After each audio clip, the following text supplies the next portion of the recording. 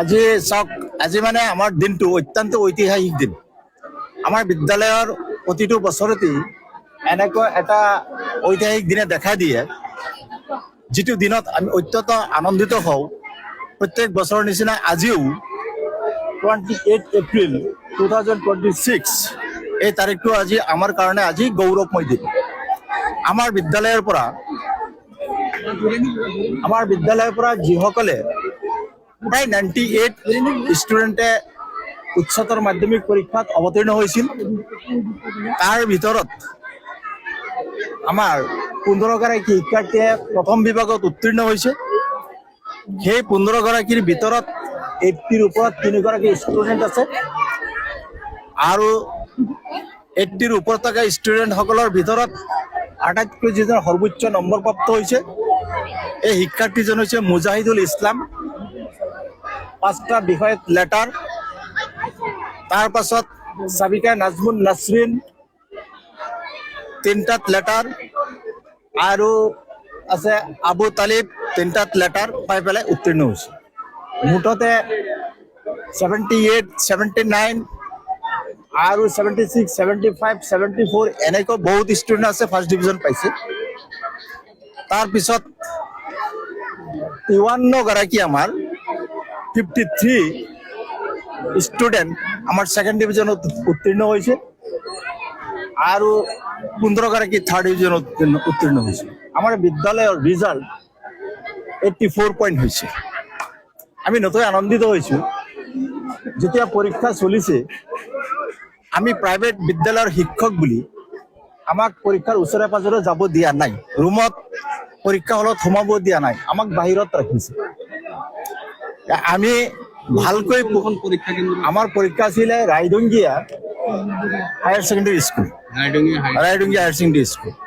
আজি যি ৰিজাল্ট হৈছে, এই ৰিজাল্ট ৰাইডংগীয়া হায়াৰ ছেকেণ্ডেৰী স্কুলৰ যি চেণ্টাৰ, এই চেণ্টাৰৰ ভিতৰত সৰ্বোৎকৃষ্ট ৰিজাল্ট হৈছে আমাৰ বিদ্যালয়ৰ। আৰু যি পাৰ্চেণ্টেজ হৈছে, আটাইতকৈ বেছি পাৰ্চেণ্টেজ আমাৰ বিদ্যালয়ে দখল কৰিছে।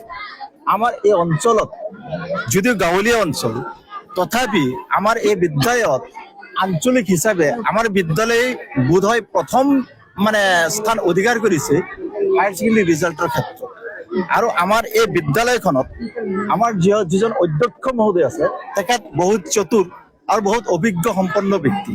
তেখেতৰ নেতৃত্বত আমাৰ যিসকল অভিজ্ঞতা সম্পন্ন আৰু ট্ৰেইনিং প্ৰাপ্ত যিসকল প্ৰবক্তা আছে, তেওঁলোকে খুব খৰখেদাকৈ, খুব সুন্দৰভাৱে, খুব নিয়াৰিকৈ পাঠদান দিয়াৰ কাৰণে আৰু ল'ৰা ছোৱালীৰ প্ৰতি চকু ৰখাৰ কাৰণে আৰু পাঠদানত যথাযথ বস্তু সময়মতে উপস্থাপন কৰিব পৰা হোৱা কাৰণে আজি আমি এই ফলাফল দেখিবলৈ সক্ষম হৈছোঁ।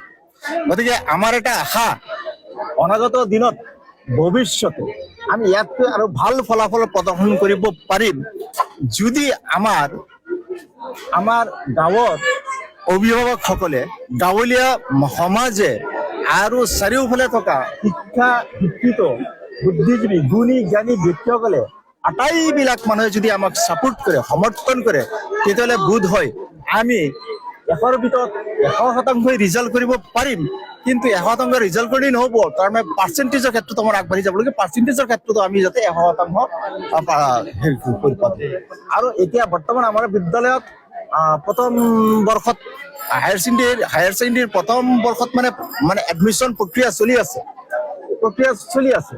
আমাৰ আশে পাশে কোনো বিদ্যালয়তেই যদিও প্ৰথম বৰ্ষত এডমিশ্যন দি আছে বা দিব বুলি কৈ আছে, কোনো এখন অনুষ্ঠানতে আমাৰ বিদ্যালয়ৰ যিবিলাক চৰকাৰী ডকুমেণ্টছ আছে, ৰেকৰ্ড আছে, ধৰি লওক সেৱা পৰ্টেল, কাউন্সিল পৰ্টেল বা দৰ্পণ, এডমিশ্যন দিব পৰা দৰ্পণ বা প্ৰায়ৰ পাৰ্মিশ্যন, ৰিকগনাইজ বা দৰ্পণৰ কোড নম্বৰ, পাৰ্মিশ্যনৰ কোড নম্বৰ, একো কোনো বিদ্যালয়ৰ নাই। একমাত্ৰ এই বিদ্যালয়খনৰ আছে। গতিকে এই বিদ্যালয়খন, এই পাব্লিক চিনিয়ৰ ছেকেণ্ডেৰী বিদ্যালয়খনি এই অঞ্চলৰ ভিতৰত এটা অদ্বিতীয় শিক্ষানুষ্ঠান।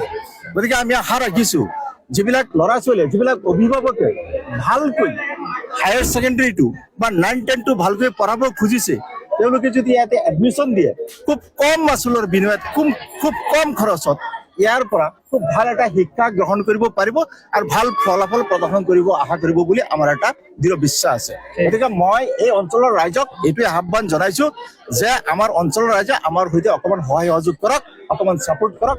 আমি ইনশাল্লাহ দেখুৱাই দিম অনাগত দিনত কাউন্সিলৰ পৰা আৰু সেৱাৰ পৰা কেনেকৈ ৰিজাল্ট কৰিব লাগে, এইটো আমি ইনশাল্লাহ আমি দেখুৱাই দিম।